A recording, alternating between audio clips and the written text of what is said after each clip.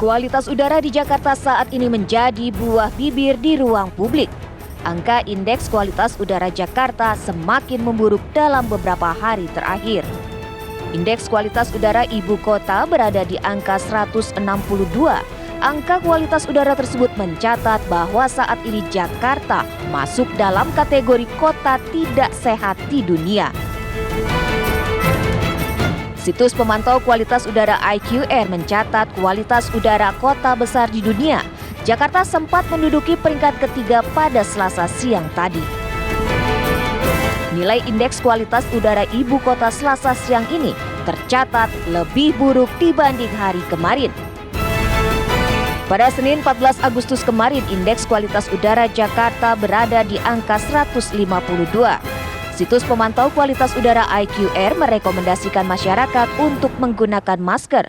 Rekomendasi tersebut untuk melindungi masyarakat agar terhindar dari udara luar yang kotor.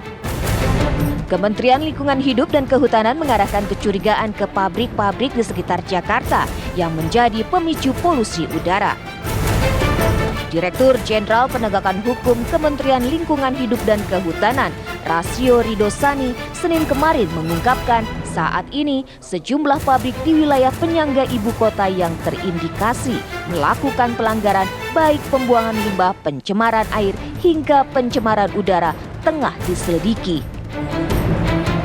Buruknya kualitas udara di Jakarta menjadi perhatian pemerintah pusat. Presiden Joko Widodo dan jajarannya beserta pihak terkait Senin kemarin menggelar rapat terbatas untuk membahas dan mencari solusi dari buruknya kondisi udara di Jakarta dan sekitarnya ini. Tim TV One mengabarkan. Untuk mengurangi polusi, Pemprov DKI Jakarta akan menerapkan work from home, kerja dari rumah kepada para ASN-nya mulai hari Senin besok. Bagi ASN dan dia bekerja di rumah. Tujuannya apa? Dia nggak mondar-mandir dan dia tidak boleh juga kemana-mana. Dia bekerja. Pak, dikit Pak kan. Pertama, kalau efektif tentunya saya harus melapor kepada Mendagri.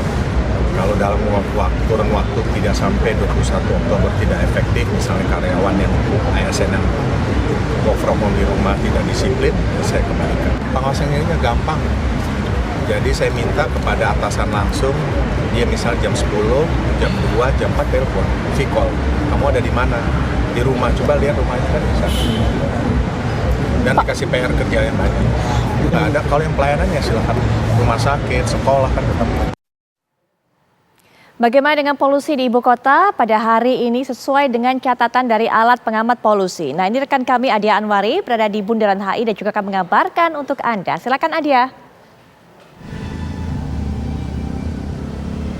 Baik, selamat malam Putri Viola dan juga pemirsa TV One. Saat ini saya sedang berada di Bundaran HI, di mana ini adalah salah satu tempat di mana dipasangnya stasiun pemantau kualitas udara tepi jalan. Nah, seperti yang bisa pemirsa lihat di layar kaca Anda, bahwa saat ini alat ini atau stasiun pemantau ini tidak berfungsi seperti seharusnya. Karena memang seharusnya ini akan ditampilkan air quality index atau pada level berapa nih air quality atau kondisi udara yang ada di Jakarta. Ini seharusnya dapat digunakan masyarakat yang melewati kawasan Bundaran HI ini untuk melihat apakah pada saat ini berada dalam kategori sehat, sedang, berbahaya, ataupun berbahaya untuk kelompok sensitif lainnya. Nah, memang untuk per hari ini atau per jam 7 tadi level atau skor untuk nilai quality index Jakarta ini mencapai di skor 100. Ini artinya berada dalam skor tidak sehat untuk masyarakat sensitif. Sebenarnya masyarakat sensitif itu adalah siapa saja? Masyarakat sensitif ini merupakan mereka yang contohnya memiliki usia lanjut atau para lansia, begitu juga dengan masyarakat yang memiliki penyakit atau atau masalah kesehatan tertentu seperti gangguan jantung ataupun paru-paru. Nah, sebenarnya bagaimana pandangan atau pandangan masyarakat atau warga DKI Jakarta mengenai hal ini, mengenai buruknya kualitas udara Jakarta pada akhir-akhir ini? Nah, selamat malam Mas. Malam. Dengan Mas siapa Mas? Sinar. Masnya siapa Mas? Ramdhani. Mas tahu nggak sih kalau akhir-akhir ini tuh Jakarta sudah masuk dalam peringkat-peringkat atas, bahkan sempat peringkat 1 untuk kota terburuk udaranya di dunia. Iya. Tanggapannya bagaimana Mas? Menurut saya sih sangat mengganggu ya, apalagi untuk usia lanjut usia, karena bisa terkena gangguan pernafasan. Kalau sejauh ini Mas pernah merasakan masalah kesehatan nggak sih akhir-akhir ini? Untuk akhir-akhir ini sih belum merasakan. Mungkin untuk orang yang lanjut usia dia udah mulai merasakan gangguan pernapasannya mulai memburuk. Mas, kan ini juga ada wacana nih untuk WFH. Menurut Mas sendiri ini bakal efektif atau nggak, Mas? Itu sih sangat efektif banget ya karena berkurangnya emisi dari kendaraan. Jadi mungkin udara bisa jadi membaik. Nah, kalau sehari-hari ini Mas berdua nih menggunakan masker nggak, Mas? Untuk berkendara di luar kita menggunakan masker. Terima kasih banyak ya Mas ya atas waktunya. Nah pemirsa, tadi barusan merupakan tanggapan beberapa warga DKI mengenai buruknya kualitas udara di Jakarta, dan memang sebagian besar warga ini setuju dengan adanya wacana WFH yang kemudian akan dilakukan oleh pemerintah DKI Jakarta. Untuk sementara demikian, Putri kembali ke Anda di studio. Terima kasih Adia atas laporannya. Ini juga jadi teguran untuk pihak yang memang bertanggung jawab untuk bisa menghadirkan alat tersebut supaya juga masyarakat bisa tahu nih. Jadi alatnya harus dibenerin, jangan-jangan karena tanggal merah alatnya mati. Padahal masyarakat betul-betul butuh info mengenai ini, kualitas dari udara dan juga polusi yang ada di ibu kota. Nah, untuk bicara soal polusi, ada juga catatan dari teman saya Komika. Masih sama, Bang Dani juga akan berikan catatan dan harusnya bikin kita ketawa juga soal polusi yang ada di ibu kota ini. Ya. Ini silakan. Terima kasih Mbak Putri, kita ketemu lagi nih. Selamat malam semuanya, masih bersama saya Dani Beler. Jujur ya, belakangan ini tuh kualitas udara di Jakarta tuh sedang tidak baik-baik saja. Bahkan semakin hari itu semakin memburuk. Buktinya banyak orang yang terkena batuk sekarang ya. Bahkan gak cuma orang biasa Mbak. Presiden kita aja Bapak Joko Widodo itu kena batuk. Saya baca beritanya Pak Jokowi kena batuk selama 4 minggu. Jujur saya baca berita itu tuh kaget. Karena kan yang biasanya batuk Pak Ma'ruf Amin gitu. Sekarang Pak Jokowi. Itulah sangat bahayanya polusi di Jakarta sampai batuk itu bisa tembus RI1 Mbak. Itu pengawasannya tuh hati-hati.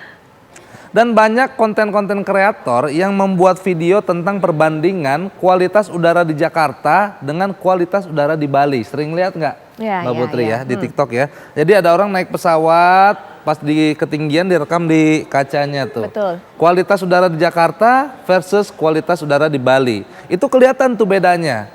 Kalau yang ngerekam handphonenya bagus. Kalau enggak? Iya, kalau yang handphonenya enggak mah nggak ada bedanya tuh kadang. Jakarta, Bali sama-sama gelap sama burem. Ya. Kayaknya yang harus dibenerin bukan kualitas udaranya tapi kualitas kameranya itu. Kualitas alat kita juga tuh kalau bisa dilihat di layar kaca juga nggak berfungsi tuh hari ini. Tuh sama kan. Nah iya memang harus banyak yang dibenahi ini. Nol. Wah ini nggak bisa dilihat gitu. Makanya memang saking parahnya. Bahkan ada orang nih Mbak Putri. Ada orang yang menghitung secara konveksi buruknya kualitas udara di Jakarta. Itu sekali kita hirup nih, setara dengan kita mengisap 100 batang rokok katanya. Iya, dampak buruknya. Jadi kayak 100 tuh Mbak. 300 tuh. Jadi buruk banget. Nah yang kasihan adalah orang-orang yang olahraga yoga. Olahraga yoga kan olahraga yang lebih banyak tarik nafas daripada geraknya. Bener. Iya kan, dia ngisep. Tadinya niatnya yoga pengen dapat sehat malah jadi prokopasif, kasihan Mbak. Itu yang harus dibahayakan. Nah, sekarang pemerintah itu lagi mencanangkan gara-gara polusi di Jakarta itu buruk, setiap karyawan yang bekerja diwajibkan menaiki kendaraan umum untuk mengurangi polusi kendaraan pribadi. Jujur saya tuh setuju, asal moda transportasinya ditambah, armadanya ditambah. Karena kalau armadanya nggak ditambah, yang terjadi adalah penumpukan penumpang. Contohnya KRL atau komuter lain. Sebelum ada isu ini, kereta tuh udah penuh. Bahkan saya kalau naik dari Bogor nih, saking penuhnya sampai saya nggak bisa duduk. Nah bayangin kalau moda transportasinya nggak ditambah, dan orang-orang yang bawa mobil pribadi dipaksa naik untuk kendaraan kereta. Apa nggak makin numpuk tuh penumpang? Yang tadinya saya nggak bisa duduk, lama-lama saya nggak bisa napas. Sekalinya saya dapat napas, Tapi nggak nyedot 100 tadi dong. 100 batang. Jadi serba salah kita tuh gitu.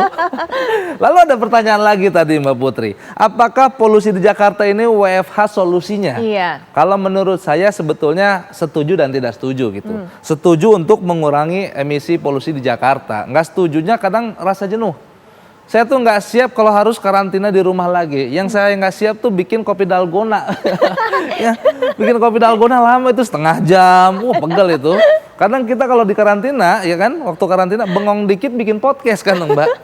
Jadi itulah. Tapi untuk mengurangi emisi polusi saya setuju WFH kembali. Iya. Nah, sebetulnya banyak orang-orang yang memilih untuk pergi ke daerah lain demi mencari polusi yang lebih baik. Saya tuh bersyukur tinggal di Bogor, Mbak. Karena Bogor secara kualitas udara tuh lebih sehat.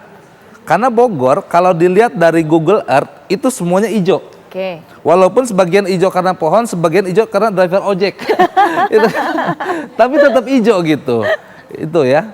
Jadi apapun alasannya, mau itu polusi karena PLTU, karena kendaraan pribadi, solusinya apapun itu, saya meminta kepada pemerintah bahwa menghirup udara yang sehat merupakan hak bagi setiap warga Indonesia. Itu aja, terima Oke. kasih. Saya Dani Beler, Assalamualaikum warahmatullahi wabarakatuh. Waalaikumsalam warahmatullahi wabarakatuh. Mari. Mbak Dani Beler, terima kasih ya. Tapi yang Sama-sama. pasti saya sepakat kalau WFH bikin kopi dalgona jajannya makin banyak. Kami akan segera kembali saat lagi.